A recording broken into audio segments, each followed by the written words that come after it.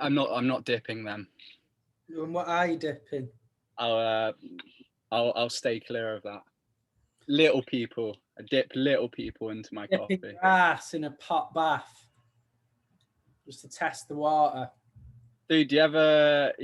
I used to Oh, date. by the way, we're in.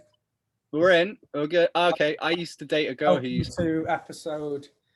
Fuck no. 21 now. We're legal in America. Born in America. We're allowed to drink and fuck. What else are we allowed to do? Send off fireworks whilst we drink and fuck. Yeah. Woo! Just there drinking and fucking, letting off fireworks. 2 hands. Just doing beer hat on. Once you hit that age, you're trying to do all the things that you can now legally do at once. Like, say you're suddenly allowed to drive, you like driving down the road whilst fucking getting pissed and letting fireworks out the window. Dude, why are you looking at that? Why are you looking at me like that for? What? I look yellow in the. One sec. I look like a turtle. I was gonna do my hair. I was gonna gel it. Like I'm 14 again. Still look quite yellow, but I'm gonna go with it. I look very similar colour to the wall behind me. You know, like I'm fucking. Yeah, like if you took your jacket off, I wouldn't be able to see you. Like the only reason why I can see you now is because I'm figuring it out from the jacket. Yeah, like a chameleon or some shit where they take the colours of the log underneath and they just blend in. Oh. Pull the chameleon. Come a chameleon. Come a chameleon. Become a comedian. Who the fuck's listening to this, dude? What? Who's listening to this? Who is? Tell me what's going on. So I'm getting obsessed at the moment with Undercover Billionaire. Have you heard it? Do you know what it's about? Do you know the premise? Should I talk? I've heard of Secret Millionaire. Yeah, so Secret Millionaire is where they go into their work, like their business, don't they? See, Undercover Billionaire, the premise is they've got 90 days to make £1 million company. Who has? The billionaire? Billionaires, there's 3 of them, yeah. And now, imagine if they're allowed to just invest the $1 million. Oh, like just something really crap, like they go into a casino and they just put 500 grand down on red and it comes in. And like, yeah, they made the $1 million. Do you know what I mean? They've got all their billions and everything, and they got to make £1 million in company, and they're like, yeah, no problem. So I got this startup company with this guy that I know, and you know, they just immediately get like the £1 million company done in like 2 days or a day. Do they actually? No, they've got nothing. So they got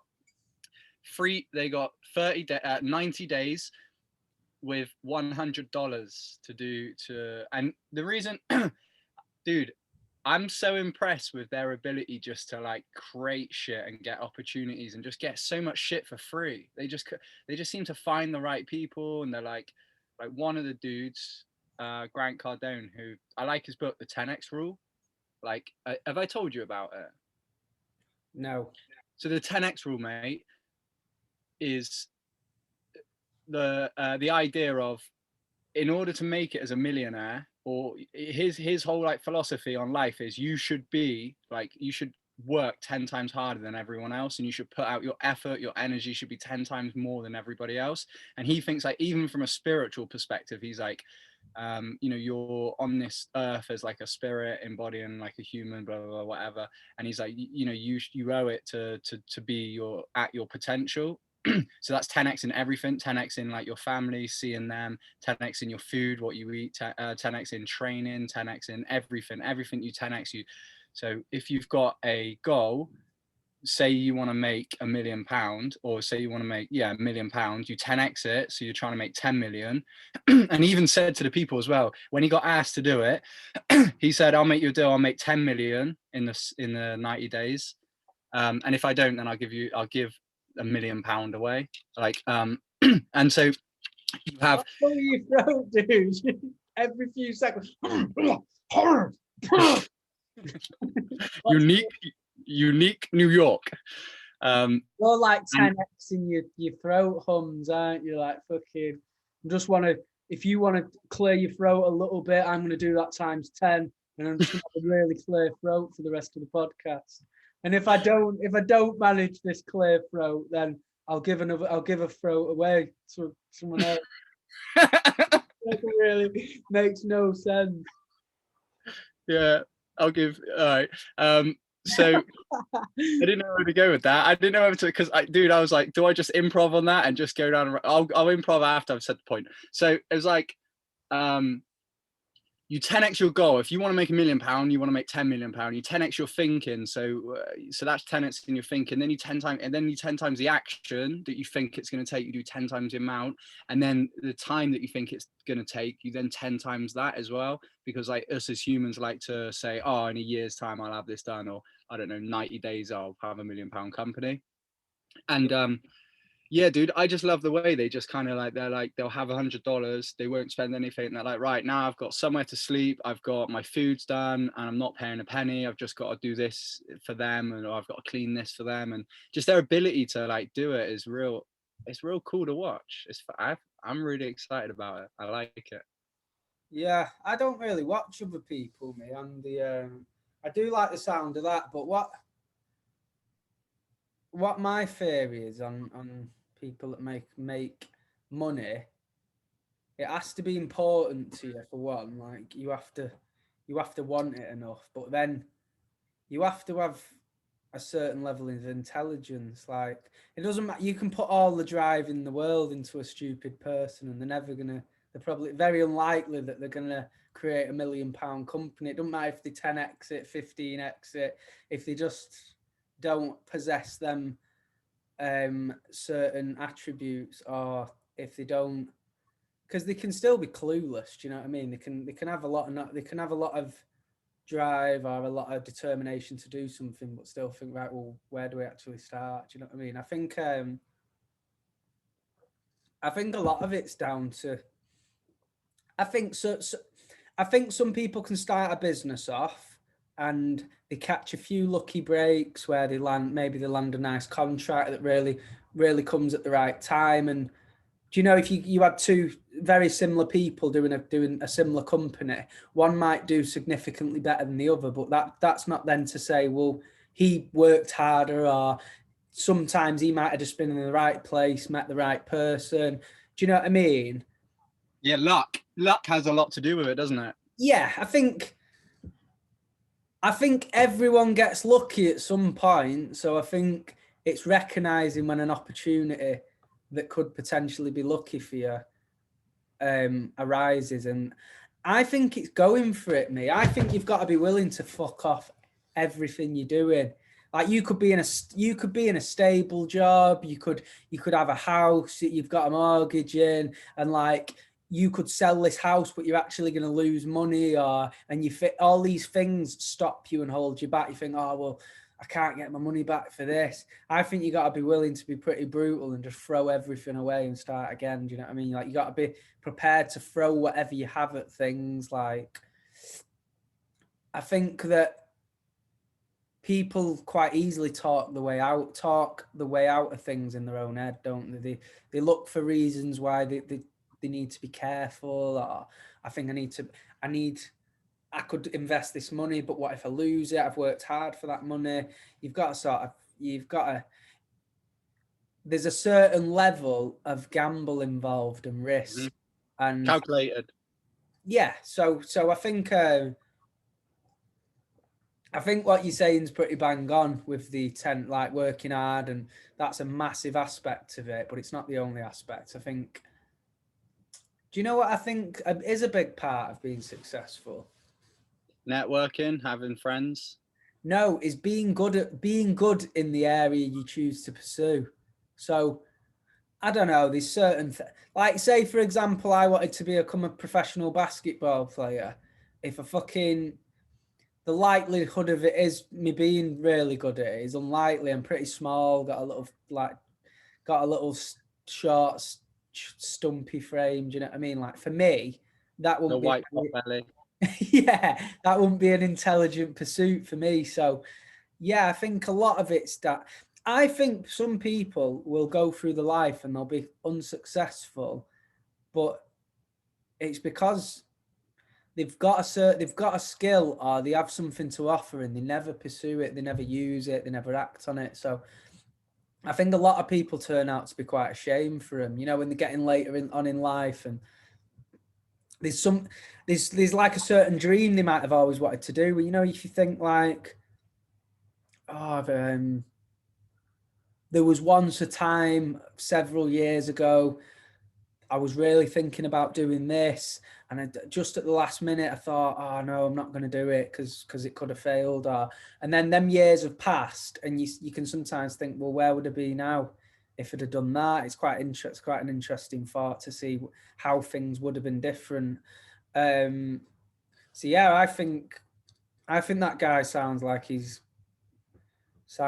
right about that, but I think there is other things to it. Like it, let's say for example, me and you were in the army together. We both left the army. We've been on different paths and we've had different experiences. But if we both did a PT course together, I was up here doing PT, you was down in Bristol, and we had similar jobs, and suddenly an opportunity finds its way to you, or it finds its way to me, where someone's like, oh, we should get a gym together. Do you know what I mean? We've both got enough money to sort of put into to make it happen. And then say I pursued that and set up a gym. A couple of years down the line, I might financially be in a much better position than you, but that doesn't necessarily mean that I've worked 10 times harder, because you could be working just as hard, but might not have had the same opportunities. Do you know what I mean? Mm. So I think there's a lot. There's something almost fucking romantic about it, isn't it? About the fact that when these really successful people say like, all you've got to do is you've got to work 10 times harder than everyone else, and do you know what I mean? And that's in an ideal world, but you could still do all that and face some really unlucky challenges, or do you know what I mean? So I think there's quite a lot to it, isn't there? But I think one of the big things is using your strengths. Like everybody's got them. Every single person's got something to offer. Every person's there's a millionaire in everyone. I think if that's what they really want and they find their strength and passion as well. I think you could probably intertwine the two together and have strength and passion. So it's like you could have a strength, but if pardon? Strashen. That's our new startup company, dude. I want us two to be millionaires, dude. I was gonna say billionaires, but I can see us being millionaires. Billionaires, probably not, but millionaires I could see. Being a millionaire means you're doing quite well, but like there's a lot of companies can become £1 million company quite easily. Billionaires are quite different, aren't they? That's an insane, like, you need a major like company to reach that level of wealth. Like usually people that become billionaires, they're usually because they've got a huge audience of whatever. If they've got a product or whatever, they're usually doing it around the world. Or do you know what I mean? When they reach this lends to the 10x action, doesn't it? It tends, like, one thing that will happen, because I agree with what you say, but I don't want to I wouldn't want to discourage anyone or myself. Oh, or you. no, I don't. You taking action's huge. Look what happened when you were building your shop. I guarantee you, it wasn't 4, 5 hour, 6 hour days when you were building your shop. It wasn't. That was during that period. You were probably doing easily over 12-hour days. Yeah. Yeah, easily. But obviously that's a bad example because it's not paid off for me yet. It's like you know, like if you said you really put the effort in with your shop and it's still doing really shit. Like, do you know what I mean? Like you just put we're in lockdown, dude. You gotta. I think that just completely wipes. I think you get away with it entirely. The fact that it's illegal for you to have your shop open is probably a good enough scapegoat for us to say, well, it's not your fault. It really isn't your fault. You know, it's not like you started this business. And also, naturally, the thing that you probably would have done if you were allowed to continue was you would have taken perhaps more action than if Oh, you were God, yeah. employed by someone. If you were employed by a tattooist, you're going to take less action. But the fact, I mean, and I did it with, so to talk about calculated risk as well, mate. I did it when I was leaving the jobs going from the explosives to being a PT. Like, it was a calculated risk. I was on good pay, like good money for that job. And it was probably deemed and classed as successful.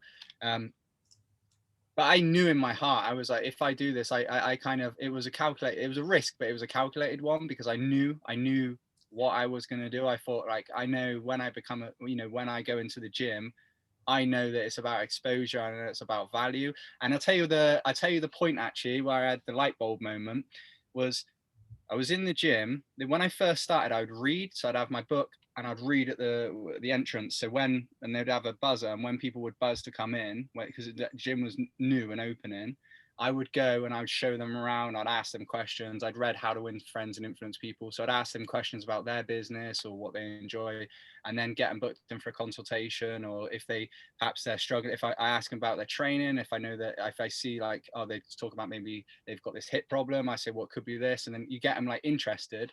And so I was fortunate in that the gym was open and it was new, so I was able to do that. And I just put in I did like 15-hour days where I just talk to people and whatnot. And I grew my business real quickly. I got my clients like super quick. And my light bulb moment was, they were filling up Lucozade machine with new Lucozade, and they were giving out like samples of like Lucozade, like bottles, giving them out for free. And then I was like, I know this seems real obvious, and it is obvious, but I was like, oh, of course, like, in order to get someone interested in something, they have to have it. So then after that, I would just approach people and just give them 30 minutes free PT there and then. Like, I'd find out if there was any, like I say, like any shoulder pains or knee pains or any pains. And then I would give them exercises and put them in stretches where I'm like, oh, maybe this is a tight muscle. And that was my like little light bulb moment of, oh, in order for someone to PT for me, they have to try. You have to try before you buy, don't you? Yeah, no, I respect that. That's like that's very much speculating to accumulate, and it's like you're not instantly benefiting from doing that, but further down the line you would or could. So it's almost like giving away some of your time and energy now. Value. So Yeah, yes, it comes giving back. away value or giving someone value. Yeah, of course. But yeah, I think there's loads of I think everyone wants to be successful, and everyone probably wants to be a millionaire, but not everyone wants it bad enough. Like, some people, I'd love to be rich, but they're happy in the job. And do you know what I'm at? So, some people. Wait, what did you say? Do you know what I just did? What? I went to say, do you know what I mean? But I know. You said Matt. Do you know what I'm at? I know. Picked up on that immediately. Thanks for stopping me there. Yeah. Dude, I'm excited to watch. Watch that little bit back. Watch me go. You go. Do you know what I'm at? And then me go tick tick tick tick ding. The moment you notice. Yeah, I've lost my trail of thought then, but so you were talking about people. Go on. You were talking about people that want to be a millionaire, but not everyone wants it enough to the point where I guess some people some people would like more money, or they'd like to maybe be a millionaire or have loads more stuff, but they don't feel like without it they're really missing out. They don't feel like, bloody hell, if I don't get all this money, I'm gonna have a shit life. And do you know what I mean? So some people place massive importance on it, and some people would have it if they could, but they're not too fussed, sort of thing. So I think a lot of it's to do. Some people's drive, because they see no other option, they think, I've decided that's what I want, and I'm not going to settle for anything less in a way. And that's not you deciding you're more important than anyone, better than anyone, have any more deserve anything more than anyone else. But that's you making a conscious decision that you're going to pursue that till the end. And I think that's what a lot of millionaires have in common, is that they some people catch lucky breaks. Some people will establish a company that they don't expect to take off as big as it does, and sometimes it will do.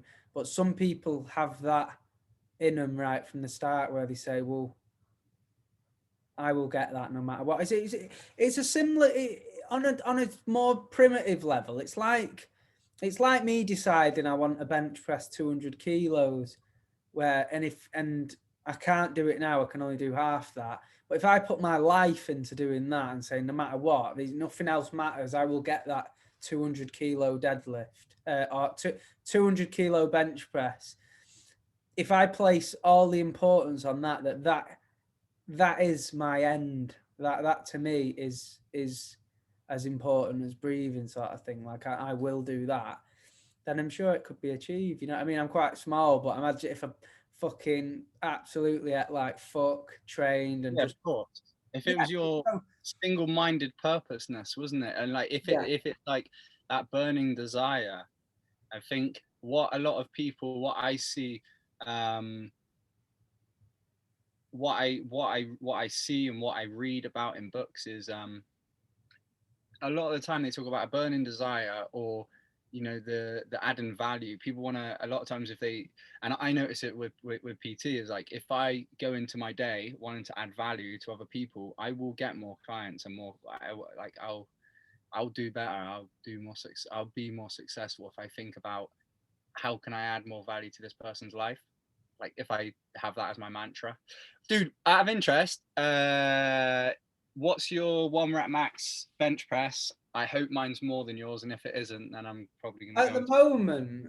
No. What is your fucking glory, in all glory, 1 rep max? 110k. 125. Yeah, no, I've not.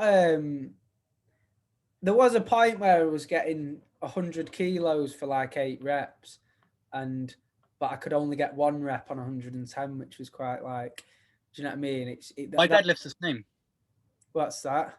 My deadlift is the exact same. Where 10 kilos light, you can hit like 8 reps, but then your 1 rep maxes. Yeah. Once you start hitting your rep maxes, the weight difference is quite minimal, isn't it? Like you can be at more or less your 1 rep max. You could probably add on the weight of a bloody buck or something. Like not even like 1/10 of a kilo. And if it's your 1 rep max, you wouldn't get that lift, would you? Like it's insane. And a lot of the times, like if I'm PTing someone and their 1 rep max is like 140 on a deadlift, and I'm eating a sandwich and a bit of jam drops and it lands on the pole, and then all of a sudden maybe like 4 ants get around the jam on the pole. Do you know what I have done before? And I'm not saying like you get some fucking magical powers or anything, but have you ever done slightly better, slightly more reps on a weighted bar with bench or anything like that when you thought the weight was slightly lighter than it was? Because I remember thinking 90 kilos, like for ages, 100 kilos was like my 1 rep max, and sometimes I'd get 2. Very occasionally, I'd get a 3rd one at a struggle. And I remember just getting on the bench thinking it was 90k and doing 4 reps, but thinking, bloody hell, it feels heavy that today. Put it down, but it was the 100, and I'm like, fucking hell. Do you know what I mean? There is that sort of, there's an element of belief attached to it, isn't there? If you're confidently sure you're gonna push that weight because you've pushed it like you have so many times previously, you'll go into that rep more confident. Your actual execution of that rep would be more It'd probably be cleaner in a way because you're not hesitating, you're not pausing, you just go, do you know what I mean? So in a way, yeah, I think sometimes that I personally had that experience. Do you know what I mean? Like, and I'm sure a lot of trainers will have had that at some point. I'm not saying you could get down on a bar and pretend that it's 60 kilos, but it's actually And 100. you know it's not. Yeah. Yeah. But Yeah. like, do you know sometimes because obviously when you've got a bar and you're doing bench press, you know yourself 100 kilos will be the 20 plates, won't it? 220 plates on either side plus the bar. So sometimes you can have a 20 and a 15 on each side, making it to 90 kg, but you don't realise there's two little 5 kilo biscuits on each side. Do you know what I mean? Yeah. So you think you've took them off, but in fact you haven't, and you sat down and you're looking at the weight, but you're not Have you seeing. done? Have you? Do you know what I mean? Yeah. Have you done it with one side heavier as well? Yeah, dude. Yes. If you literally leave 5 kilos on one side and take it off the other side, and you've got like 100 kg bar. As soon as you press that, the difference is crazy, isn't it? It's proper like that. Yeah. Do you know what I mean? Yeah. Dude, that's that psychology thing of like the whole with the bar. One of the things I'll tell my clients, like especially if they're doing powerlifting, is like I'll tell them to attack the bar. So like if especially we're going like 1 or 2 rep max in bench press, I'm like, don't. One of the things I'll do as well is with obviously this part of the palm or the bottom of the palm, I'll quite literally punch the fucking bar. So I'm in the deadlift position and then I'll fucking bang, bang. And I think like, and I kind of like, I intuitively was doing it when I was working on my 1 rep max. And then like when I thought about the psychology of it, I was like, it's probably because I'm taking control of the bar. It's like, no, it's I'm in control. Like I'm going to fucking bang, bang. And it's like, I'm attacking the bar. I'm in control as opposed to the bar being in control of me, if that makes sense. Is that similar to if like you're about to engage in intercourse and you just smack the palm of your hand against your lady's face? Whilst your dick's in the mouth. Yeah, and it's all on the pretense that you like to be in control of the bar. Do you know what I mean? Yeah. It's not actually a bar; it's a living person. But you see you see her as nothing more than a metal bar that you're about to lift. like you punch your dick and spit in her ear, and then she's like, "What the fuck?" And then you're just like bench press. That's your only bench press. What? What the fuck are you talking about? Have you ever used chalk on your hands during deadlifts and stuff? Yeah, liquid chalk I use. It does help. I've never seen liquid chalk. What is it, like a cream or something? Yeah, it's just in a little bottle. It's not cream. Not a cream, like a paste sort of thing. Or... Yeah, you just in a little bottle. You squeeze it out and you just do that, and then you get. But you can't keep rub it. If you rub it too much, you just get like a underline, or it just like outlines your hand, and then like the inside's got nothing. So you just kind of do that a little bit. But I miss this, dude. I like heavy kettlebells, chalking up my hands and just doing like pull-ups and snatches. I used to love doing like little sessions like that every now and then, just peppering little, where I just do, right, I'm just going to do like 200 pull-ups and 200 snatches. And then I'd just do like 10, and just get chalk everywhere and just be covered in chalk. Just look like a fucking... Tell me about your last drunken experience, like going on a night out or something before all this lockdown shit. I'll be honest, I don't. It's weird to think back, and I can't really remember. Like I've had obviously plenty of nights out and stuff before the lockdown, but it's hard to cast your mind back in it and think, well, it's become very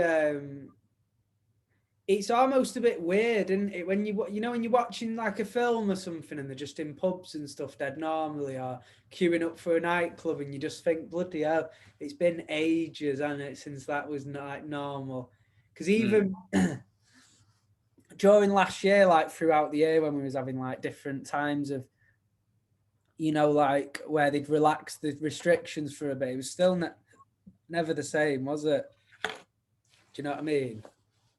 No, yeah, and it was only like for weeks at a time, wasn't it? It'd only be like 2 weeks. Yeah. My mate's in New Zealand, and he was like, "Oh, we've gone into lockdown." I'm like, "Oh, no way, man! How long you got?" Actually. Yeah, but they've got 4 days, I think he was saying.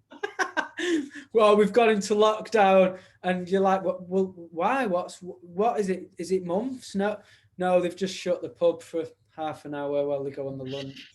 Like a half an hour lockdown of the. Yeah. He's like still in the bar. Oh no, we're allowed to stay in.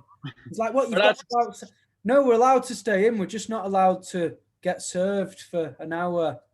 And Yeah. you're like, oh, so you can't drink? Oh no, I got a couple of drinks.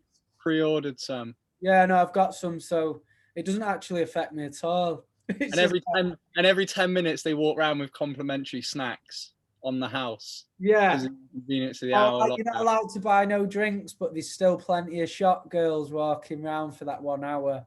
So you can still buy shots and shit. And everyone's just fucked up.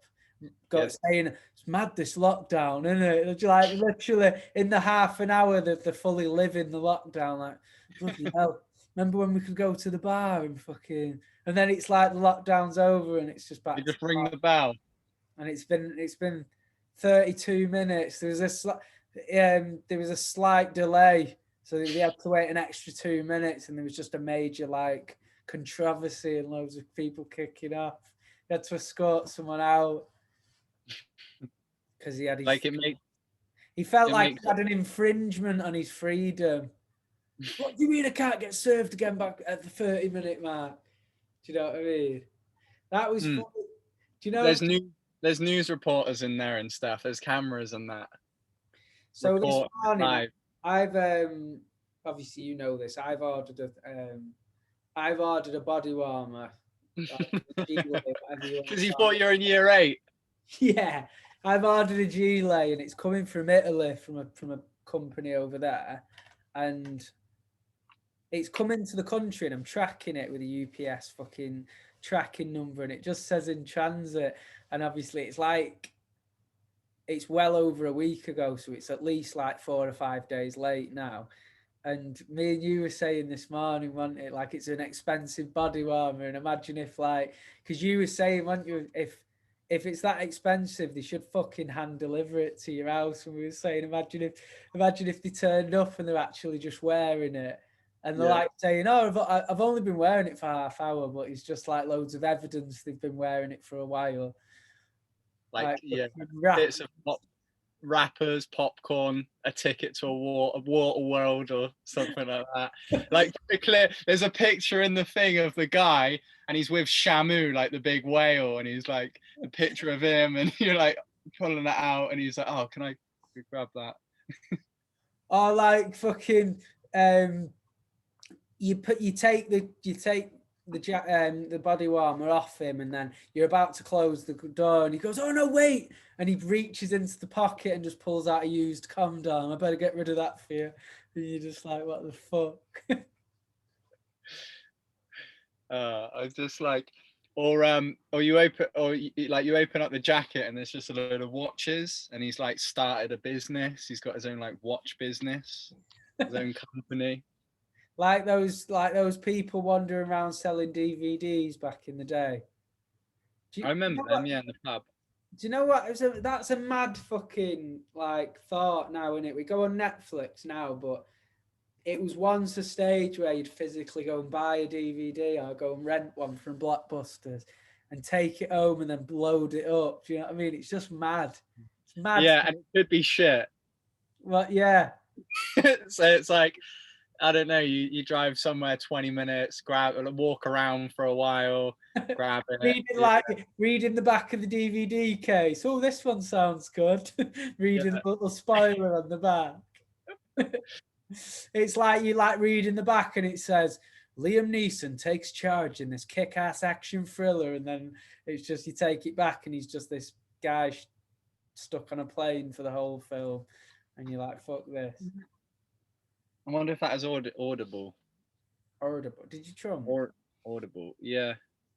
I bought these oranges, man, and I tried making a start on them, but they ain't no easy peelers, I'll tell you that. Do you not think An orange when it goes past the point of being ripe is the most disgusting thing ever. Have you ever had it where it's lost its tangy taste? Like you eat it and it's almost just sweet, but it's not got any tang to it. It gets like little black bits on it, doesn't it? Do you know what I'm talking about? Like it almost looks Oh, like I'm talking about when it's just slightly been too long, so it's not ripe. It's past the point of being ripe. So you cut it open and it still looks fine, but then when you go to eat it, it just tastes sweet. It's not got the orange's tangy taste. Have you ever never had that? probably. You'd I've feel lived, dude. Like I've lived. So I've probably had 4 in my time. yeah. But It's I've just, had it as well. I've had it as well where it kind of goes a different color and it starts to go white. It goes a lot whiter and it looks like your granddad's balls. That's what it looks like. It's like real dry. I don't have a granddad, and he certainly doesn't have any Isn't, balls. isn't he dead? Um, You just didn't have one. I just never yeah, had one. yeah, I only had an animal, but it was like an immaculate, like like the Virgin Mary. Mm, Yeah, she's never slept with anyone, and she's just had 5 children. It's just complete miracle. Do you know what I mean? yeah. That's blatantly the biggest load of rubbish ever told, isn't it? Like it's scientifically impossible. Jesus comes up black. What you've She's got to think with what you've got to think with anything to do with like the religious story of like the Virgin Mary and stuff. If it ever happened and it was true, it would have happened again by now. It's been thousands of years. Do you know what I mean? Like it would have at least happened again, or some shit would have happened. I just think it's nuts. Do you know what I mean? Yeah, I don't know anything about it really. Like, isn't it just the idea or the Well, it's premises? in the name. The Virgin Mary has a baby called Jesus. No, I knew that, but I Oh, just right, what I yeah, mean. that's what I'm on about. There's no way Yeah, she's she's blatantly just had sex with someone she shouldn't, and she's lying about it. Like, oh, I've not slept with anybody. Like, oh, it's a miracle. Do you know what I mean? Like, yeah, they overlook the fact that she might have been lying, and yeah. like there is that possibility that she's. It's just as likely, if not 10 times more likely, that she was lying and she'd had plenty of sex. Do you know what I mean? Not even just had it once, had plenty of it. And this baby comes out that's really conscientious, but Yeah, it's not. But it's not conscientious. It's just their imagination because they think it's a miracle I don't baby. rule out religion totally, but I don't. It's not been proved as But far as what? I'm concerned. But what if they've all got it wrong? And like you say, she wasn't a virgin, and she got fucked by the bike sheds, and then they didn't have bike sheds, but they got fucked by the round the back of the bike sheds, and then they're like, oh my god, it's a miracle baby, and they think that Jesus is this conscientious soul, but in reality, he's just like he just tips up with your body warmer, and they all think that he's like, whoa, look at this guy, he's Yeah, got I your think Rolex and body warmer. I think he was a real guy. I don't dispute that, but I don't know. I think he was a great guy, top notch. For the full shebang. Yeah. Tell me a All right. bit about your day, dude. What's led you to this moment right now of being on my screen? What's led me to this moment? Probably last night, where we kind of confirmed that we were going to do it at 3 p.m. Confirm the time. So what have you? Confirmation. I've done 15-minute yoga workouts 3 times this week. I've tried it. Have you, Tried and tested. What? have you done it 3 consecutive days? Yeah, I'll be honest.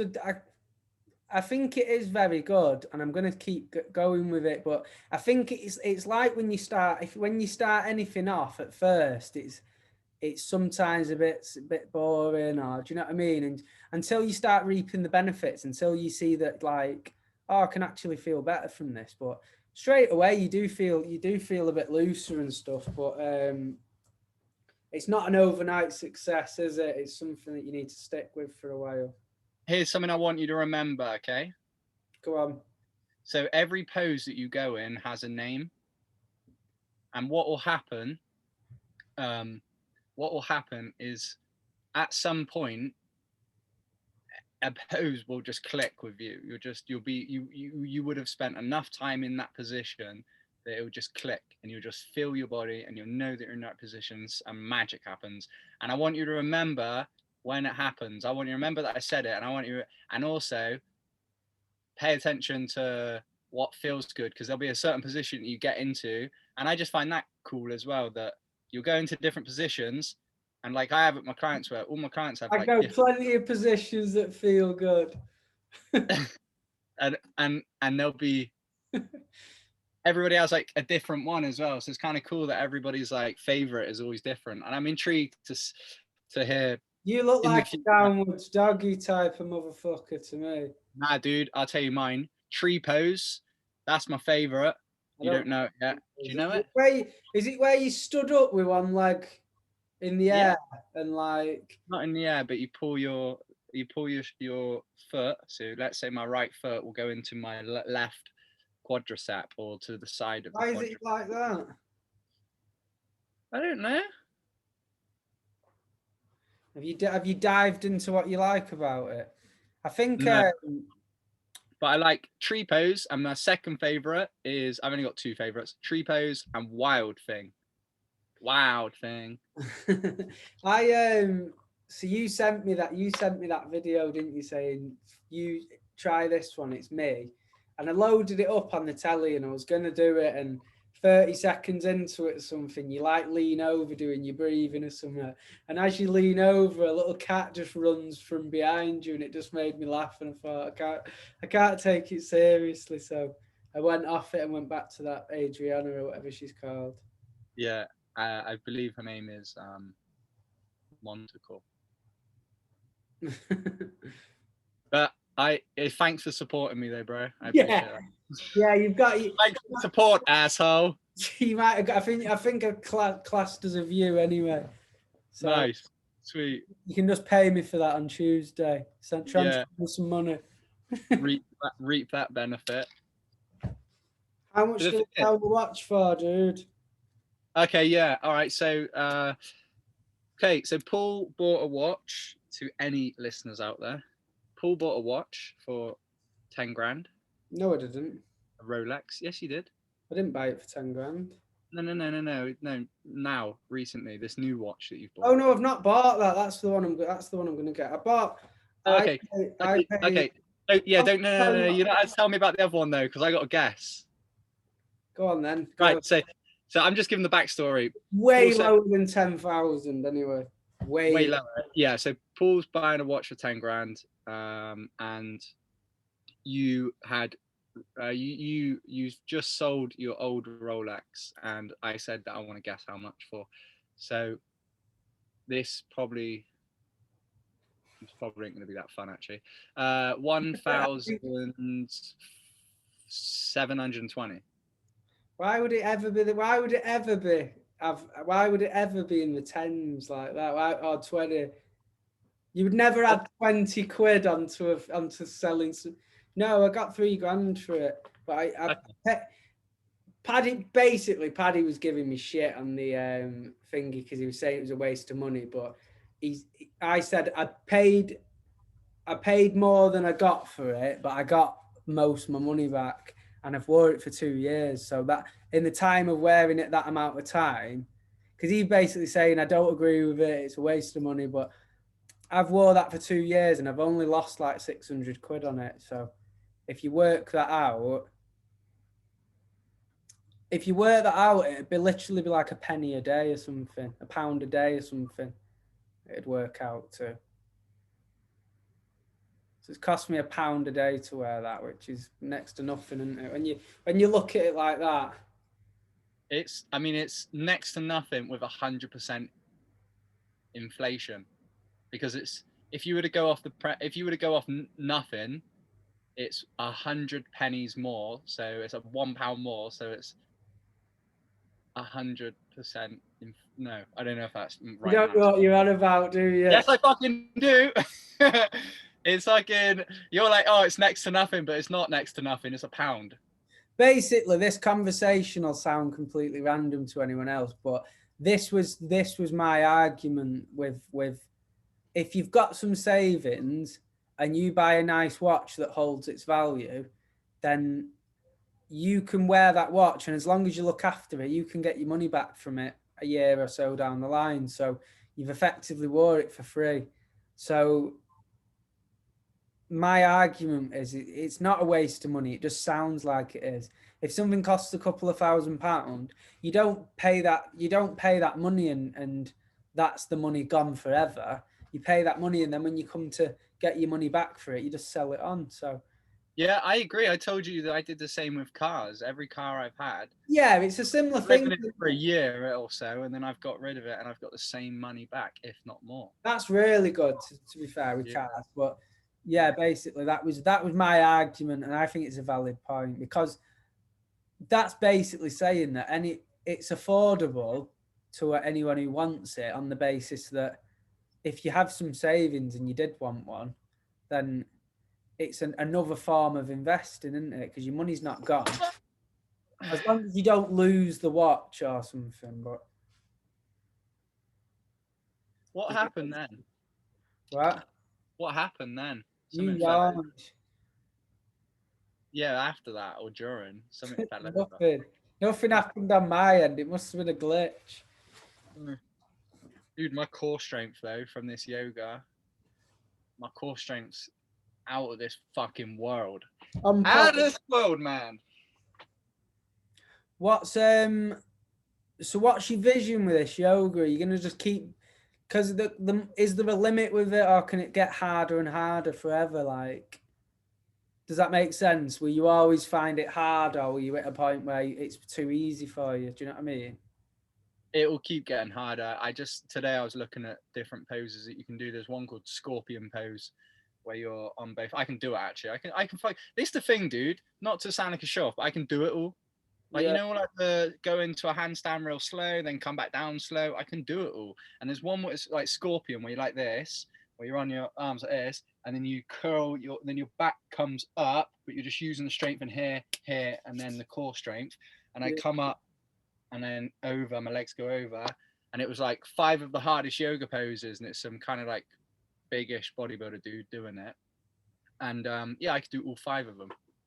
So what I want to do now is I want to spend, because this is it, like I can do it, but I can't fucking hold them. Like if they were like, okay, and breathe, and then if we were to hold it for like 30 seconds to a minute, you can just do it where you do it faster, sort of things. You don't. Yeah, like I can get into position, but I can't hold it to the ability. Yeah, like a handstand, I can go. So that's the progression, isn't it? You get perfect the pose. Yeah. I'm going to stick it out, but I think for me, it's very much, I will stay on the range of doing the short 15-minute ones. I can't see myself ever wanting to put hours into it and stuff, because I'd rather do something fun. Do you know what I mean? Like I love playing tennis, I'd rather an hour on a tennis court than an hour sat on a mat, like listening to my breathing, listening to some woman say namaste, and do you know what I mean? I hate that bit at the end where she goes, yeah, man, but you got it wrong. I told you, you're watching the wrong person, bro. I don't get me wrong. It's good I've been to yoga classes, and everyone I've been to, they always do that.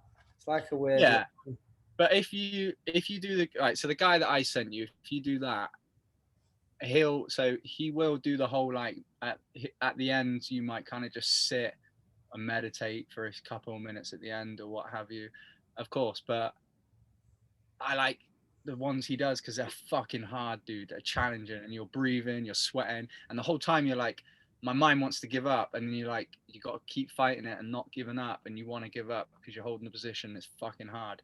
I think you should do what you want because you're a free man, but like, I think, yeah, maybe all right, maybe crack out another 2. I think you should do what you want, but also do what I'm telling you to do. Do you know what I mean? Yeah, like, I want you. What I'm telling you to do before you do what you want. Do that first. You're a free man, but first. Yeah, try hit, like, because This is the thing. Some of I think, yeah, some of the ones that you were doing, like with Adrian, they were fucking boring. But the ones that I've done with this guy, none of them are boring because it's that flow state, isn't it? You're in flow state when it's challenging enough, but not too challenging. So if what you're doing is not challenging enough. You know what's making me laugh? I was thinking then about when that time I was asking where you was parked in your van, and you was like, "Dude, can we not talk about where I live on the podcast?" Oh yeah, Do you remember? yeah. That made me Was, laugh because I was nearly thinking about asking it. Then I was just looking at that window at the side of you, thinking like, I wonder what's outside that window right now. Imagining like some sort of field or something. Fields of Green. Yeah. Have you ever like parked on a hill and slept like parked on a hill or anything? Mm. What's it like when you're in bed, but like just on a diagonal hill? Is it not? Do you not like? No. So what it is where I park is it goes like it's a hill like this, so it's only ever so slightly. And what I do is I use chocks. I've got wood that you can also obviously burn, like logs, and they're like triangle like that. And so what I'll do is I'll just chuck 4 logs and use them as chocks underneath the wheels when I park at that specific bit, because it's a little bit downhill. It's not, don't get me wrong, I'm not going to park somewhere like that or anything like Oh, that. do you let your wheels go onto it and it levels your van out a little bit, sort of thing? It's yeah, but it's more about, rather than leveling it out, it's just more about me feeling You're secure. rolling down the hill in your sleep. Yeah. And ending up surrounded by sheep in a fucking field or a river. Have you ever just had this vision that you're just going to sleep somewhere parked at the side of the road, and then you're going to like wake up in the morning and you feel like you're moving and you're like, what the fuck? And you you look out your window and you're just on the back of a tow truck or something, and they're just driving you like to, I don't know, to an impound or somewhere because you've been like parked illegally or some shit. Imagine that.